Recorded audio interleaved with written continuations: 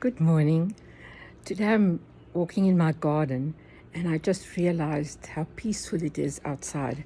And I listened to the birds and they're all going along with their business, building nests, preparing for winter because it's autumn here, but it doesn't look like autumn. We had so much rain and it's rather green. You can see behind me how green the garden really is.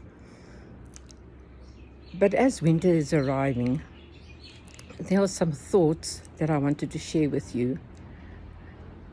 Our winters are yellow and cold, extremely cold, and we have no greenery in winter. And so easily we can do that to our spirit. We can let our spirit die away. We can let our spirit become cold, distant, and show no greenery. And today I just want to inspire you and share with you that I also had winter, and it was actually very horrific because pieces of me started dying away, and it came at such a pace. But I was just in denial. I thought I can cope.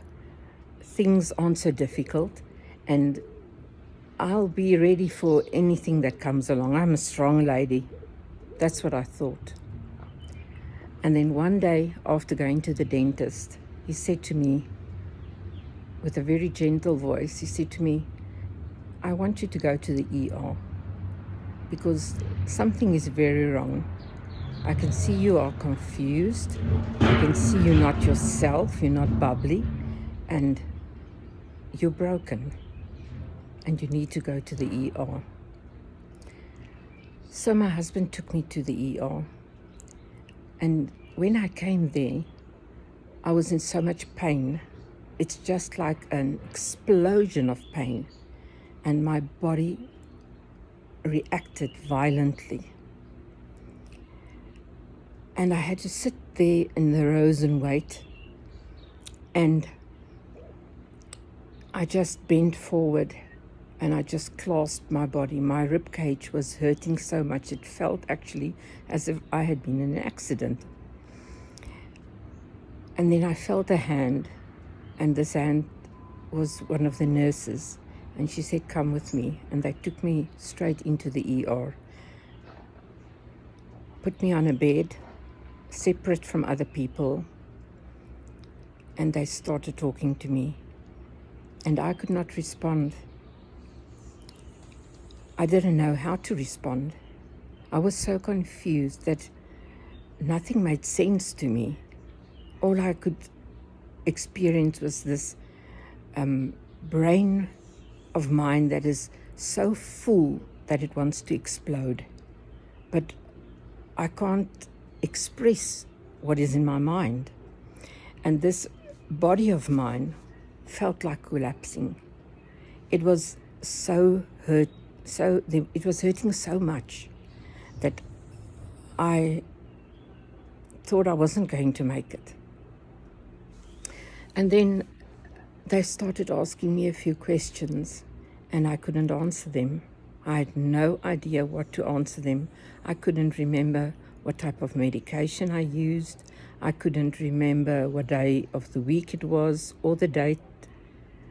And the month only made sense because I knew my brother had his birthday a few weeks prior to me in the ER. And I realized that there is really something wrong with me. So they took blood tests and they sent me for an x-ray, and my x-ray of my chest was fine. But the blood tests revealed that I was so dehydrated and my potassium levels were very low. But apart from that, my body couldn't anymore. It wouldn't. So I was admitted to hospital, and I stayed there for 4 days. They did different tests to see if I didn't have a stroke. And also I had much pain over my abdomen. And then they took a CT scan and found different stuff that is not worrisome at the moment, but it could become worrisome. My MRI was clean, so I did not have a stroke.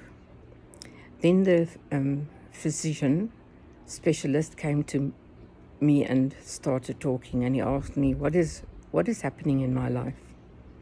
And I told him of all the stress, but it just burst out, it just bubbled out, and the worries.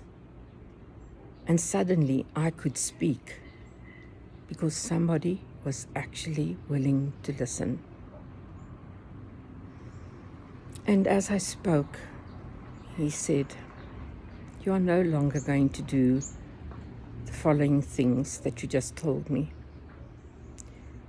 I am going to send you to the psychiatric hospital in Bloemfontein.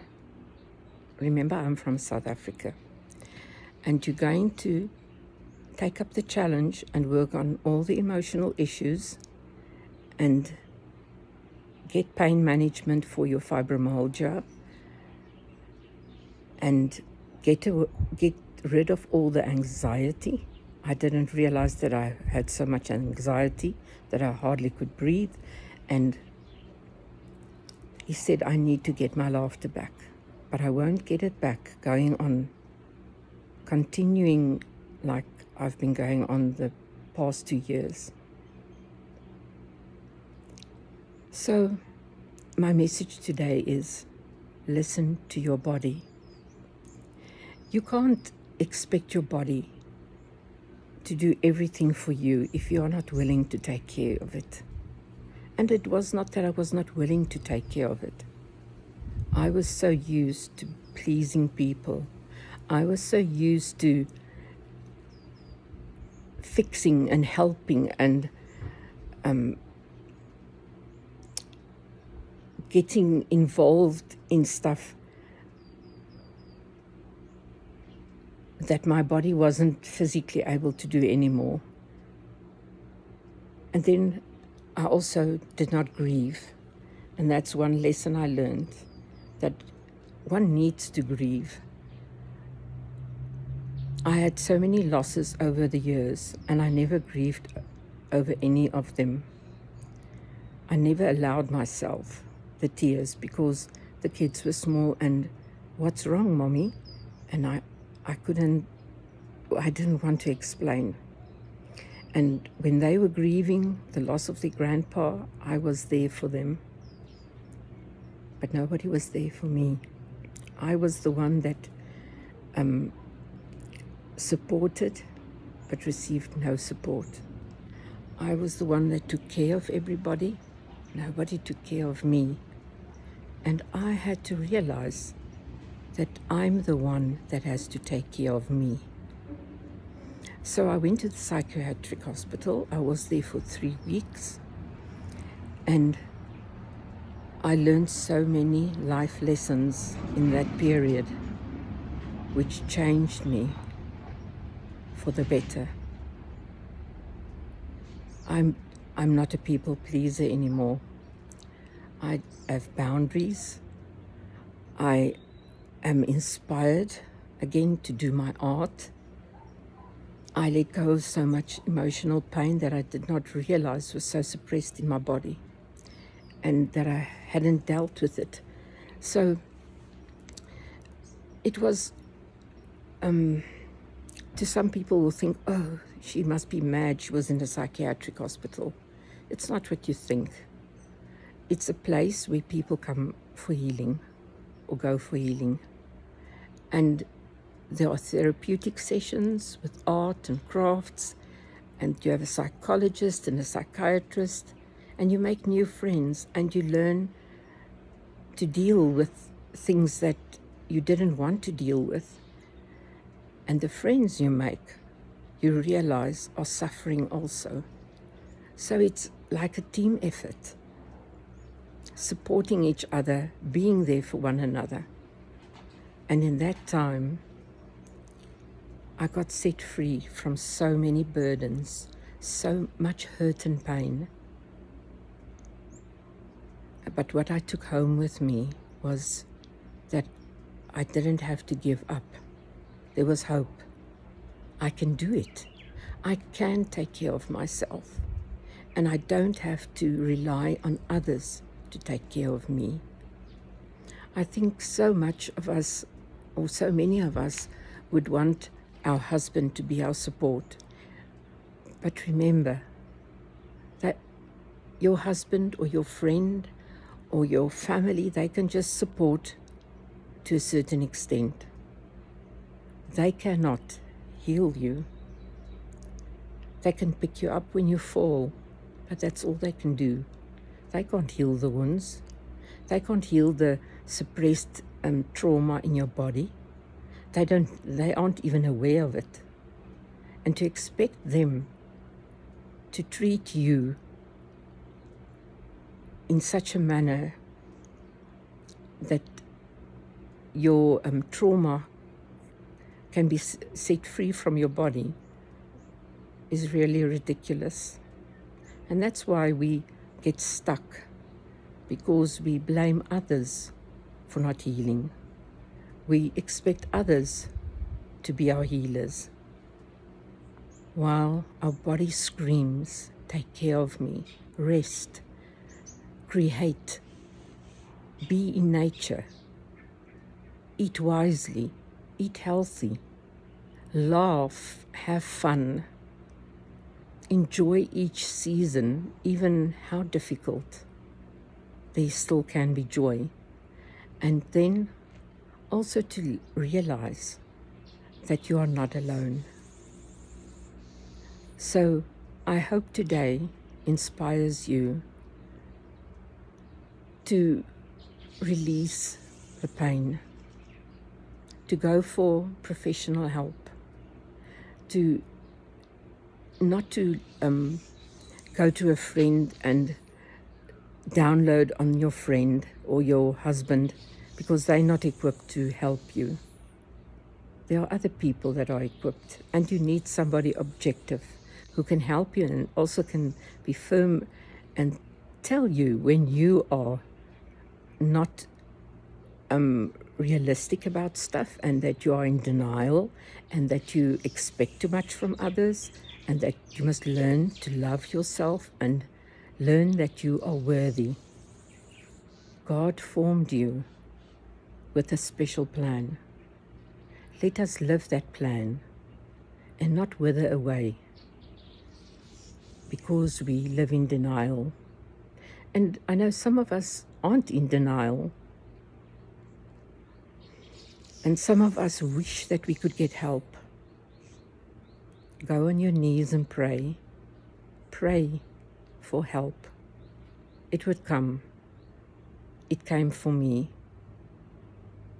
I had no intention of going to the psychiatric hospital. I had already been there. It's actually a very beautiful place, and it's a place of harmony and really a place of healing. It's not it's not like a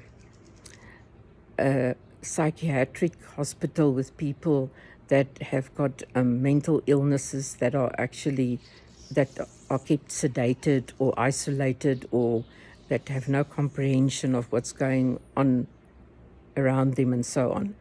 This is just a place where you can go and get help to restore your mental health, because times are tough and the world is in such a disorder. And in this disorder, we struggle to find a place where we can feel safe. So this is my message today to you.